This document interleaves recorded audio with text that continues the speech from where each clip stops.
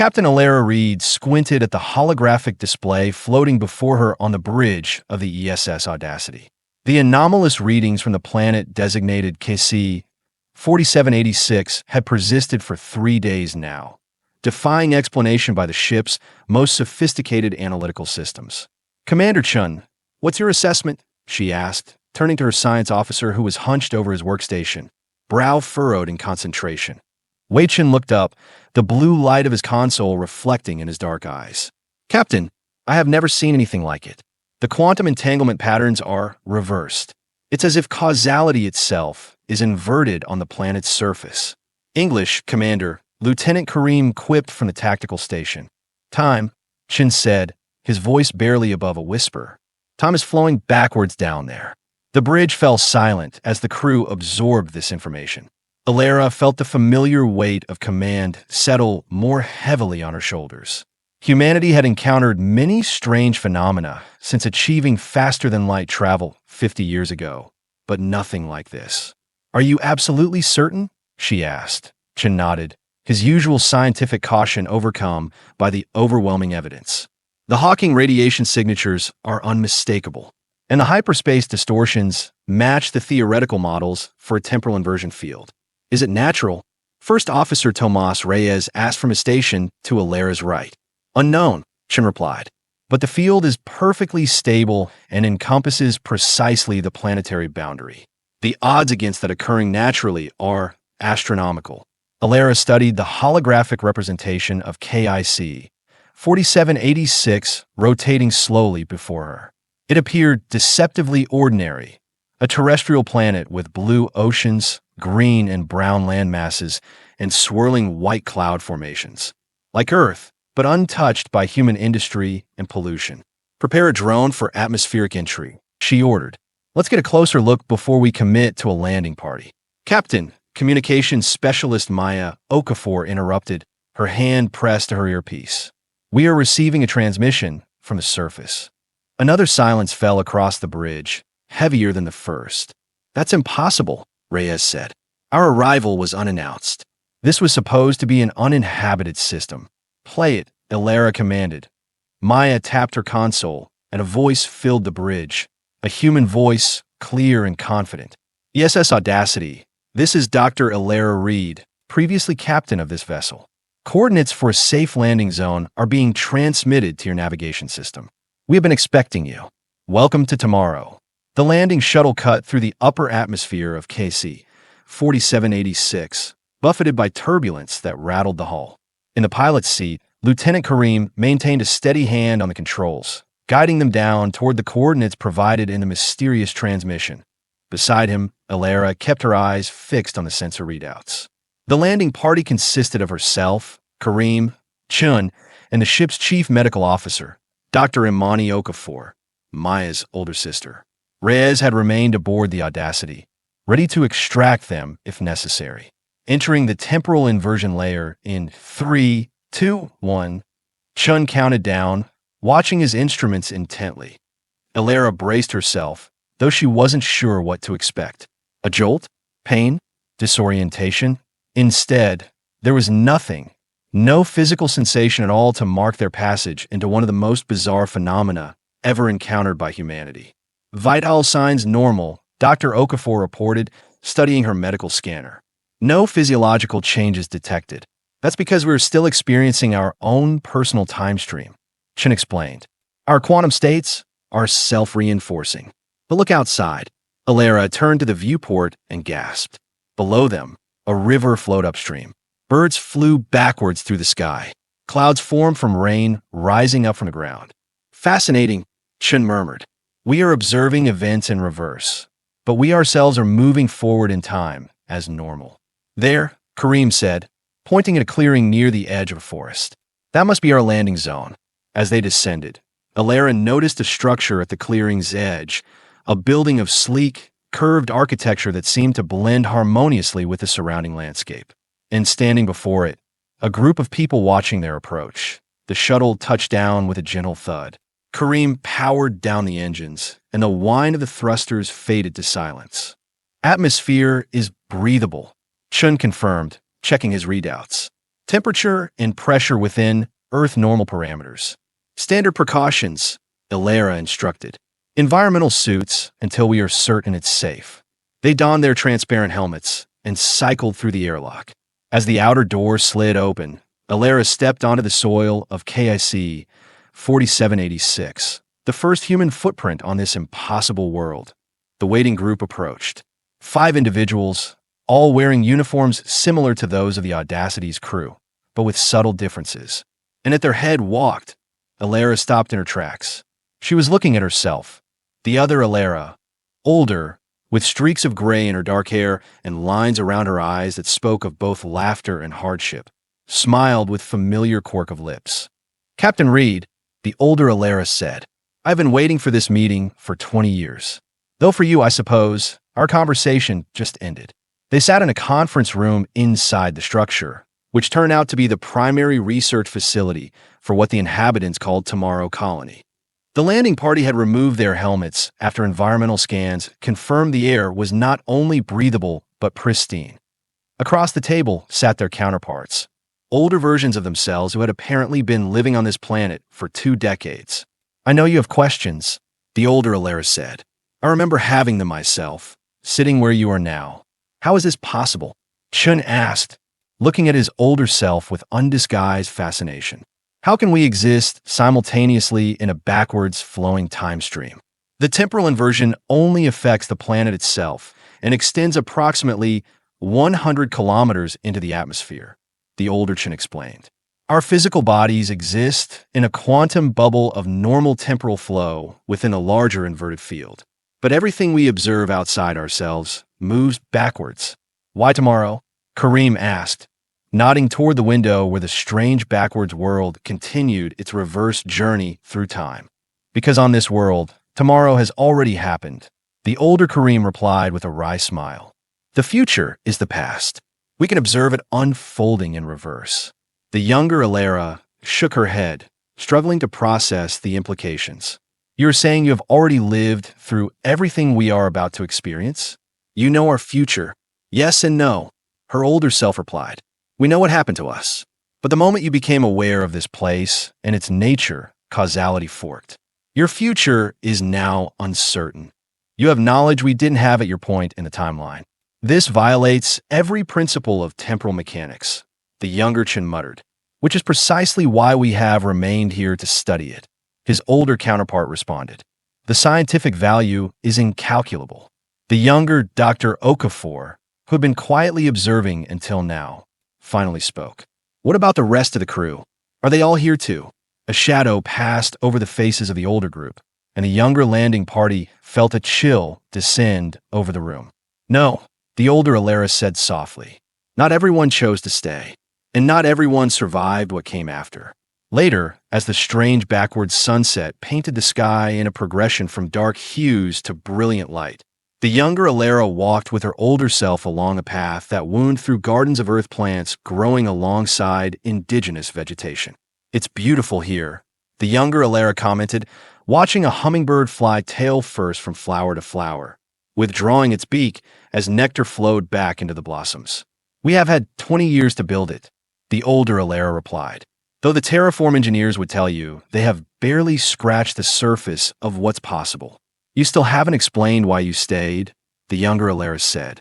Why abandon the mission? The Audacity was charting this entire sector. There were 7 more systems on our survey route. The older woman stopped walking, turning to face her younger self with an intensity that was unsettling. Because what we discovered here changes everything, Elara. Everything humanity thinks it knows about the universe, about time, about our place in existence. It's all just the surface of a much deeper reality. What do you mean? The temporal inversion isn't a natural phenomenon, and it isn't an accident. It was created purposefully billions of years ago. The younger Elara felt her breath catch. By whom? We call them the architects. We have never seen them. They exist so far in our past that they are part of this planet's future. But we have found their messages, their technology, scattered throughout this world. Messages? Technology? From a species that exists billions of years before our time. The older Elara nodded. They knew he would come. They left instructions, warnings, and a gift. A chance to save humanity from a threat we couldn't possibly anticipate or prepare for otherwise. What threat? The younger Elara demanded, a cold feeling settling in her stomach. 300 years from your present, all human worlds will go silent simultaneously. Every colony, every outpost, every ship, all contact lost in a single moment. In our timeline, humanity went extinct, except for those few of us who remained here, protected by the temporal inversion field. The younger Elara stared at her counterpart, searching for any sign of deception or delusion. She found neither, only the same determined resolve she recognized from her own mirror. How? She whispered. What could possibly? We don't know, the older Elara interrupted. That's why we have dedicated our lives to studying this place, to understanding the architect's technology. We believe they created this temporal sanctuary specifically to give humanity a second chance. A second chance? Yes, because now you know what's coming. And unlike us, you can still change it. The younger landing party spent the night in the colony, each grappling with the revelations in their own way. Chun buried himself in the scientific data, working alongside his older self to understand the quantum mechanics of the temporal inversion. Kareem wandered the colony, observing the day-to-day operations of a community where cause followed effect rather than preceding it. Dr. Okafor spoke with the medical staff, learning how human physiology adapted to the reverse temporal environment. And Elara lay awake, staring at the ceiling of her assigned quarters, her mind racing with implications that extended far beyond her mission parameters. If what her older self claimed was true, if humanity faced extinction in 3 centuries, then her duty was clear. She needed to return to Earth with this warning, to begin preparations for a threat they couldn't yet understand. But a part of her wondered if knowledge of the future was itself a dangerous thing. Would it create a self-fulfilling prophecy? Or worse, would it spawn multiple fractured timelines, multiplying the suffering across countless parallel realities? A soft chime interrupted her thoughts. The door slid open to reveal her older self, still dressed despite the late hour. You are not sleeping, the older Elara stated. Neither was I, that first night. How could I? The younger woman replied, sitting up. You have just told me that everyone I know, everything I've sworn to protect, will be destroyed. And you expect me to what? Just accept that. No, the older Elara said, taking a seat at the small desk in the corner. I expect you to fight it with everything you have. That's why I'm here, to give me a pep talk, to give you this. The older woman placed a small crystalline device on the bedside table. It pulsed with a soft blue light. It contains everything we have learned about the architects, their technology, and the temporal mechanics of this place. The coordinates of other sites they left throughout the galaxy, and our best theories about what caused humanity's extinction and how it might be prevented. The younger Elara stared at the device. Why not just tell the colony's story? Why create this elaborate staging with a mysterious transmission, bringing us down to the surface? Because I remembered how stubborn I was at your age, the older woman said with a hint of a smile. Would you have believed a warning about humanity's extinction from an unknown source? Or would you have dismissed it as a hoax or the ravings of some isolated cultists? I would have investigated, no. You would have filed a report and continued your survey mission. The warning would have been analyzed by Earth authorities, debated in committee, and ultimately shelved as unverifiable. I know because that's exactly what happened in our timeline, with a different ship that received a similar warning. We found a records in the Audacity's database years later. The younger Elara fell silent, unable to deny the truth of her older self's assessment. So what happens now? She finally asked. That's up to you, the older Elara replied. In our timeline, most of the crew chose to return to the Audacity and continue the mission. Only the 5 of us stayed behind to study tomorrow. But now that you know what's at stake, you might make different choices. And if we all choose to stay, if we abandon the mission entirely, the older woman's expression grew troubled. I don't know. That's a branch of possibility I have never experienced. But I do know this. Humanity needs champions who understand what we are facing. Whether that's here on tomorrow or out there among the stars, is for each of you to decide. Morning brought no clarity, only more questions. The landing party gathered for a final briefing with their older counterparts before making their decision. The temporal mechanics are stable, the older Chin reported. We have been living here for 20 years without adverse effects. Our equipment functions normally as long as it remains within our quantum bubbles of forward-flowing time. And you haven't aged 20 years, the younger Kareem observed, studying his older self who appeared perhaps 5 years older, not 20. An interesting side effect, the older Kareem confirmed. Our biological processes are slowed within the temporal field. We estimate our lifespans will be extended 3 to 4 times normal human longevity. Virtual immortality, the younger Dr. Okafor murmured. Hardly, her older self corrected. We still age, still get sick, still can die from injury. Just slower. The younger Elara had been silent throughout the exchange, her mind working through variables, possibilities, responsibilities. Finally, she looked up at her crew. I need to speak with each of you privately before we make our final decision, she announced. Commander Chun, you are first. In a small adjoining room, Elara faced her science officer. Your assessment, Commander? She asked without preamble. Chin's expression was troubled. The science is sound, Captain. As incredible as it seems, they are telling the truth about the temporal inversion. And if they are right about this architect technology, could it really prevent the extinction they have described? Possibly. The level of advancement implied by manipulating time at this scale, it's beyond anything humanity has even theorized. If we could understand even a fraction of it, and your recommendation? Chun hesitated. From a purely scientific perspective, I should stay. This is the discovery of a lifetime. But, someone needs to take this information back to Earth. Someone who understands what it means. He met her gaze steadily. I believe that should be you, Captain. Elara nodded, neither agreeing nor disagreeing. Thank you, Commander. One by one, she spoke with the others. Kareem was torn between his duty to the Audacity and the opportunity to learn from his future self.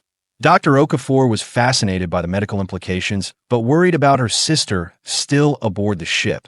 When all the conversations were complete, Elara returned to the conference room where both groups waited. I have made my decision, she announced. I will return to the Audacity with the data crystal and continue our mission. Earth needs to be warned, and the information we have gathered here distributed to our best scientists. She turned to her crew. The rest of you have a choice. Stay and continue the research here, or return with me to complete our original mission. I will support whatever decision you make. Chun stepped forward first. I'm staying, Captain. The scientific opportunities here are unprecedented. As am I, Dr. Okafor said. The medical implications alone. All eyes turned to Kareem, who looked torn. Finally, he shook his head. Someone needs to fly you back to the shuttle, Captain. And the Audacity needs at least one good pilot. The older Elara watched this exchange with an expression that younger Elara couldn't quite read. Was it surprise? Relief? Concern? Whatever her future self was thinking, she kept it hidden behind the same composed mask that Elara herself had perfected over years of command. Then it's settled, the younger Elara said.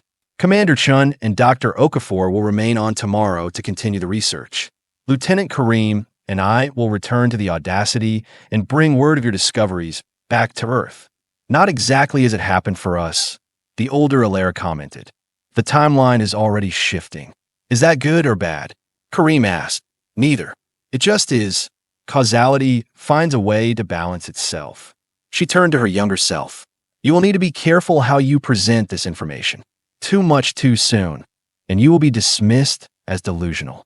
Too little too late, and the warning will go unheeded. I know how to navigate bureaucracy, the younger Elara assured her. This won't be my first contentious report. The older woman smiled thinly. No, but it will be your most important.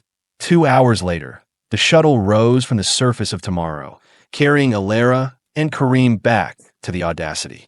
Through the viewport, Elara watched the research facility shrink beneath them, knowing that Chun and Okafor were now embarking on careers very different from what they had envisioned when they joined Stellar Exploration Command. Do you think we are doing the right thing?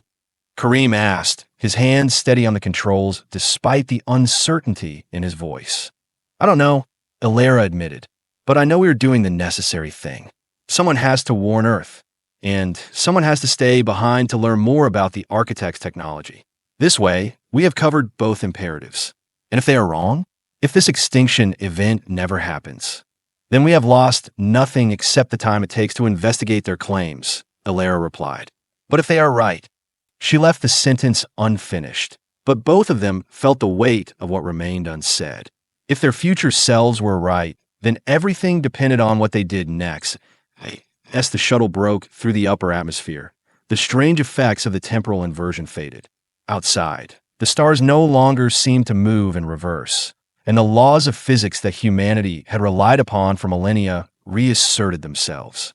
Approaching the Audacity, Kareem reported, requesting docking clearance. Shuttle 1, this is Audacity. Reyes's voice came through the comm. Clearance granted. Welcome back, Captain. Did you find anything interesting down there? Elara exchanged a glance with Kareem before responding. You could say that, Commander. Prepare the senior staff for a full briefing once we are aboard. This mission just became a lot more complicated. Understood, Captain. Docking bay is ready to receive you. As the shuttle maneuvered into the Audacity's docking bay, Elara fingered the data crystal in her pocket, a small object that now carried the hopes of humanity's survival. Her future self had lived 20 years knowing that extinction was coming and being unable to prevent it. Elara had been given a different path, a chance to change the course of history. What will you tell them? Kareem asked as the docking clamps engaged, securing the shuttle in place. The truth, Elara replied, that we have encountered something beyond our understanding, something that changes everything we thought we knew about the universe, and that we have a choice. Ignore it and follow the path to extinction, or embrace it and find a new destiny among the stars. And if they don't believe you, if they think the crystal is a hoax or some alien manipulation, Elara smiled grimly as she rose from her seat. Then I will make them believe. Humanity didn't come this far, didn't spread to the stars by ignoring inconvenient truths or shying away from challenges. We faced them, adapted, overcame. That's what we do. That's what makes us human. Kareem nodded, a new resolve settling over his features. Humanity, fuck yeah. Indeed, Lieutenant. Elara agreed as the airlock cycled open. Humanity, fuck yeah. Commander Reyes met them at the airlock, his expression a mixture of relief and curiosity. Captain, you were down there for over 24 hours. We were beginning to worry. It was necessary, Elara replied, stepping onto the deck of her ship with a renewed appreciation for its familiar contours. Where's the rest of your landing party? Reyes frowned. They elected to remain on the surface. Temporary research posting. I see, Reyes said, clearly surprised but maintaining his professional composure. And what exactly did you find that warranted such an unusual arrangement? A warning, Elara said simply. And perhaps a solution. She held up the data crystal, which pulsed with that same soft blue light. Have Lieutenant Okafor set up the quantum interface in the main conference room. This contains information that the entire senior staff needs to see. Yes, Captain, Reyes replied, though his expression betrayed his confusion. As they walked through the corridors of the Audacity, Elara felt the curious stares of her crew. They sensed something had changed, that their routine survey mission had transformed into something more significant. They were right that in the conference room, the senior staff assembled quickly. Elara noted the empty chairs where Chun and Amani Okafor would normally sit. Maya Okafor, who now served as both communications specialist and acting medical officer, looked particularly troubled by her sister's absence. Before we begin, Elara announced, I want to make something clear. What you are about to learn will challenge everything you think you know about our place in the universe. It will raise questions about fate, free will, and the nature of time itself. I don't have all the answers, but what I do have is a responsibility to you, to Earth, to all of humanity, to ensure that this information reaches those who can act on it. She placed the data crystal into the interface slot. The room darkened, and a holographic projection sprang to life above the conference table. A three-dimensional representation of KIC 4786 with swirling energetic patterns that mapped the temporal inversion field surrounding it. This planet, which its inhabitants call Tomorrow, exists in a state of temporal inversion, Elara explained. Time flows backwards on its surface, while we continue to experience time normally. It was created billions of years ago by an advanced species we know only as the Architects. The hologram shifted, showing artifacts of clearly artificial design. strange geometries that seemed to bend in impossible ways, scripts in an unknown language, devices whose function remained mysterious. The architects left this planet as a sanctuary and a warning, Elara continued. According to the information we have gathered, approximately 300 years from now, humanity will face an extinction-level event, something that wipes out every human settlement simultaneously. The only survivors will be those protected by the temporal inversion field of tomorrow. Murmurs broke out among the staff. Reyes leaned forward, his skepticism evident. Captain, with all due respect, how can we possibly know what happens 300 years in the future? Because those on tomorrow have already experienced it, Elara replied. They're living backwards through time, observing the future as we observe the past. That's impossible, Lieutenant Okafor objected. The paradoxes alone are resolved by the quantum mechanics of the temporal field, Elara finished for her.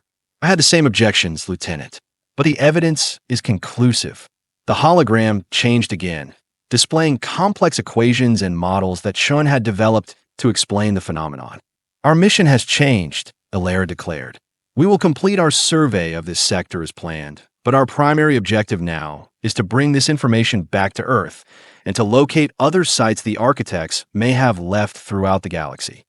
She looked around the table, meeting the eyes of each officer in turn. I won't lie to you. This is not what any of us signed up for. We were explorers, scientists, seeking new worlds and new knowledge. Now we find ourselves messengers of apocalypse we barely understand. If any of you wish to request reassignment when we return to Earth, I will approve it without question. Silence fell over the room as each officer contemplated the implications of what they had learned. Finally, Reyes spoke. Captain, I think I speak for everyone when I say we are with you. Nods around the table confirmed his assessment. If humanity faces extinction, then warning our people and finding a way to prevent it is the only mission that matters. Elara felt a surge of pride in her crew. This was why humans had survived and thrived for thousands of years. This capacity to face the unimaginable and respond not with despair, but with determination. Thank you, Commander. She straightened in her chair. Set course for the next system on our survey route. We will proceed as planned, but with new eyes and a new purpose. Dismissed. As the officers filed out, Elara remained seated, staring at the holographic representation of tomorrow, still rotating above the table. A world where the future was the past, where humanity's extinction had already occurred and yet could still be prevented. Reyes lingered, waiting until they were alone before speaking. Permission to speak freely, Captain. Always, Tomas. Do you really believe this? All of it. That we are somehow fated to be wiped out unless we can decipher the warnings of some ancient alien race. Elara considered the question carefully. I believe that we encountered something extraordinary on that planet. Whether it's exactly what it appears to be, I am reserve enjoyment. But I know this. Ignoring it would be criminally negligent. And Commander Chen, Dr. Okafor, do you think they made the right choice, staying behind? I think they made the choice they needed to make, Elara replied. Just as we were making ours. Reyes nodded, accepting her answer even if he didn't fully understand her conviction. I will have navigation plot our course. We can be underway within the hour. Make it so, Commander. Alone in the conference room, Elara finally allowed herself to acknowledge the doubt that had been gnawing at her since she'd first heard her own voice emanating from the planet's surface. Was she being manipulated? Was this all some elaborate deception designed to splinter humanity's exploration efforts or divert their attention from some other threat? She couldn't rule it out entirely. But she kept returning to one inescapable fact. She had looked into her own eyes, 20 years older and wiser, and seen the truth there. Whatever awaited humanity in the future, she was now bound to face it head-on. Elara deactivated the hologram and rose from her chair. The Audacity would continue its mission, charting the unknown reaches of this sector. But now they voyaged with a purpose beyond mere exploration. They carried a warning from tomorrow, a message from humanity's future to its present. And as the ship broke orbit, accelerating toward the hyperspace threshold, Elara made a silent promise to both her future self and to all those who might never know how close they came to extinction. Whatever was coming, humanity would face it. Whatever threat loomed on the horizon, humanity would overcome it. Not because they were destined to, not because some ancient aliens had decreed it, but because that's what humans did. They survived. They adapted. They prevailed.